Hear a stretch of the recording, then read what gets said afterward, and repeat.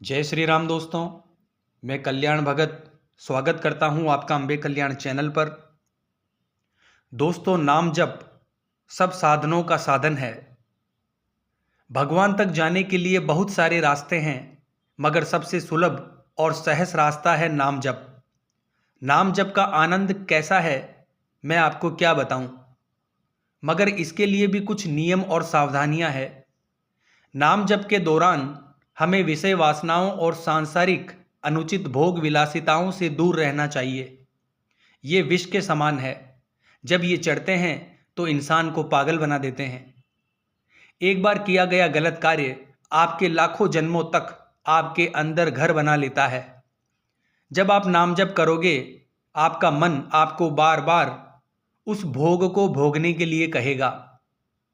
दोस्तों, नाम जप से कैसे चित्त की सफाई होती है, नाम जप से कैसे आध्यात्मिक उन्नति की कुंजी है, कैसे भगवान के नाम में ही सभी शक्तियां छुपी हुई है, नाम जप में स्थिरता कैसे लाएं, आज इन्हीं टॉपिक के ऊपर हम चर्चा करेंगे।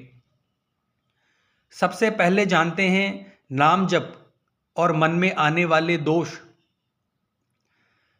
जब आप नाम जप करना शुरू करेंगे तो आप खुद ये अनुभव करेंगे कि आपका मन बार बार विषय और भोगों के पूर्व संस्कार आपके सामने प्रस्तुत करेगा।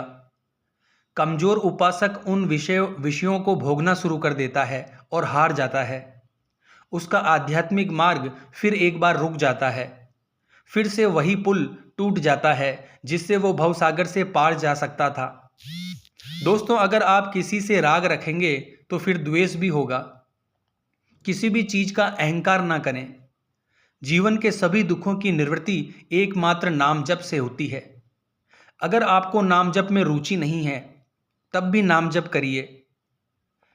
जैसे अगर हमें औषधि में रुचि ना हो और फिर हम उसका सेवन करें तो वो रोग को ठीक करेगी। नाम जप में आपका मन लगे ना लगे, आपको जो नाम प्रिय है उसका नाम जप करते रहिए। दोस्तों, नाम जप से कैसे हमारे चित्त की सफाई होती है। दोस्तों, हमारा चित्त विषय चिंतन करने से गंदा यानी विकार युक्त हो गया है। जब हम नाम जप करते हैं तो हमारे चित्त रूपी दर्पण की सफाई होती है। हमारे मन में बहुत गंदगी है और जब हम नाम जप करते हैं तो विकार रूपी धूल बाहर निकलती है। नाम जप करते समय आपको काम, क्रोध आदि के विकार बढ़ते हुए दिखाई देंगे, लेकिन आपको डरना नहीं है। इसका मतलब यही है कि आपके हृदय की सफाई हो रही है। जैसे ही आपका चित्त रूपी दर्पण साफ हो जाएगा तो आपको खुद का दर्शन यानी आत्मबोध या भगवत साक्षात्कार हो जाएगा। विषयों का चिंतन करने से हमारे चित्त रूपी दर्पण पर कालीमा जमा हो जाती है। इसलिए हम स्वयं को न जानकर अपने आप को ये शरीर मान बैठे हैं। जैसे अगर किसी जंगल में आग लगी हुई हो और वर्षा हो जाए तो वो आग शांत हो जाएगी, वैसे ही इस संसार में काम अग्नि, क्रोध अग्नि आदि से लगी आग को नाम जप रूपी वर्षा शांत कर देती है। दोस्तों, अपने या किसी और के मन को प्रसन्न करने के लिए कोई धर्म विरुद्ध आचरण ना करें, अन्यथा आपको जीवन भर अंदर ही अंदर जलना पड़ेगा।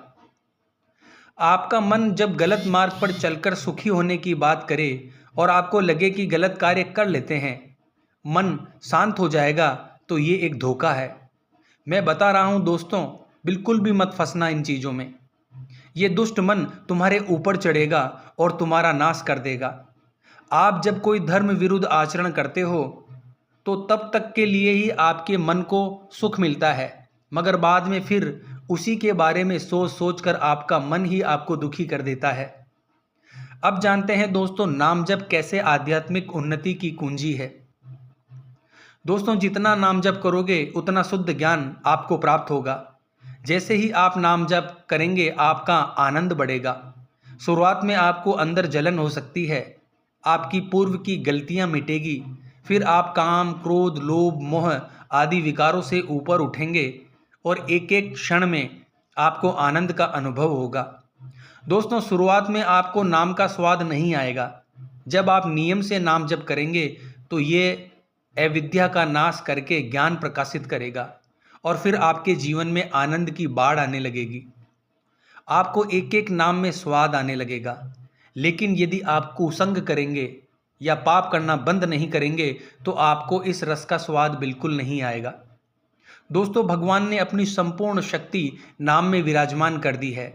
जो नियम पूर्वक नाम जप करता है, प्रभु का स्मरण करता है, उसको ये अनुभव हो जाएगा कि भगवान ने अपनी सारी शक्तियाँ नाम में रख दी है।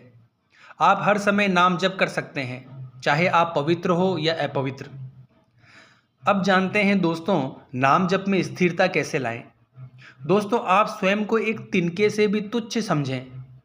कोई आपका कितना भी उपहास करे, अपमान करे या आपको क्लेश दे, आप उसे सहन करें।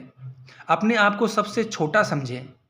एक भगत सारे विश्व में अपने प्रभु को देखकर सबका सेवक बन जाता है और सबका सेवा भाव से आदर करता है।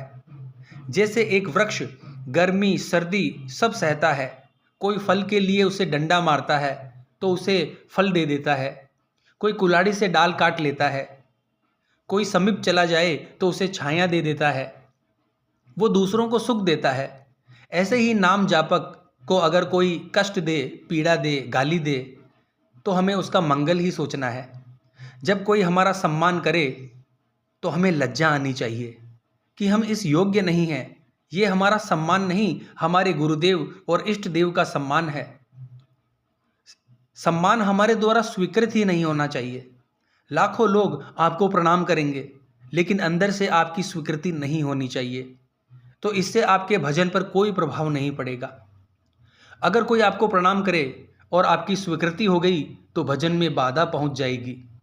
यानी दूसरों को सम्मान दें, स्वयं सम्मान रहित रहें, निरंतर भगवत स्मरण करें। आपको ईश्वर से यही कहना है कि मैं तुम्हारा दास हूँ, मैं इस घोर दुष्कर संसार सागर में पड़ा हुआ हूँ, मुझे कृपया करके अपने चरणों की धूल बना लीजिए ताकि मैं हर समय आपके चरणों में पड़ा रहूँ। मेरे जीवन का कोई और उद्देश्य नहीं। अब आप चाहे मुझे गले से लगा लो या लात मार के पैरों से रौंद कर निकाल दो। आप स्वतंत्र हो, जैसा चाहो वैसा करो। दोस्तों, सारे वीडियो का निष्कर्ष है कि ऐसा अभ्यास करें कि नाम जप किसी भी परिस्थिति में ना छूटे। अगर निरंतर नाम जप चलता रहे तो बात बन जाएगी, लेकिन अधिकतर लोगों को नाम जप में प्रीति ही नहीं होती।